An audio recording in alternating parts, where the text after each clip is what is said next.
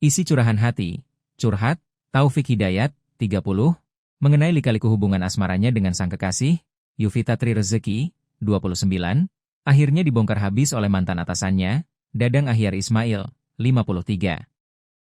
Lewat pengakuan Dadang, terkuak fakta baru yang mengejutkan mengenai keberadaan tato di bagian intim tubuh korban yang diklaim sebagai tanda cinta mati kepada pelaku. Pengakuan sepihak dari mulut Taufik tersebut sempat diceritakan secara berkala kepada Dadang sepanjang periode kerja mereka pada tahun 2023 hingga 2024. Menurut penuturan pelaku saat itu, korban bahkan rela merajah kulitnya sendiri demi membuktikan kesetiaan di tengah badai cemburu yang menguji hubungan mereka. Selingkar cerita masa lalu ini meluncur dari mulut Dadang usai Taufik resmi menyerahkan diri ke aparat Polda Jabar di kediamannya di Ciparai, Kabupaten Bandung, Selasa, 23 Juni 2026.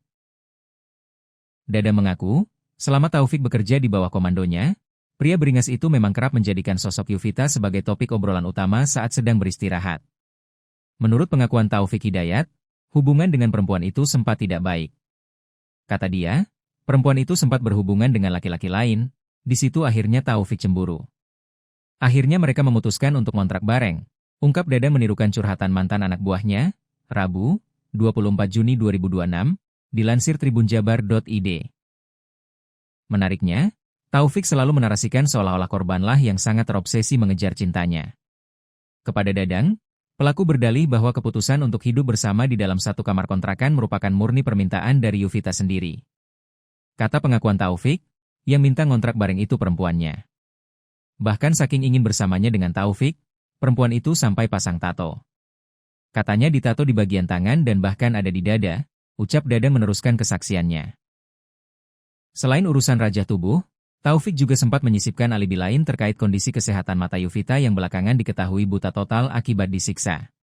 Kepada rekan kerja dan atasannya terdahulu, pelaku mencoba menutupi aksi brutalnya dengan berbohong bahwa pacarnya memang memiliki gangguan penglihatan bawaan yang sangat parah sejak lama. Perempuan itu, kata Taufik, minusnya sudah besar dari dulu. Jadi penglihatannya memang kurang jelas, sehingga berhenti kerja.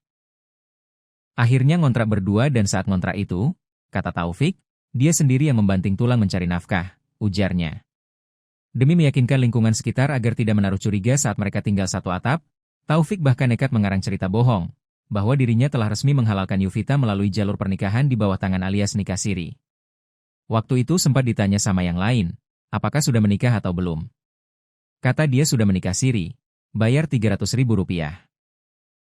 Tapi katanya surat-surat atau dokumen nikah sirinya itu ditinggal di daerah Garut, cetus Dadang.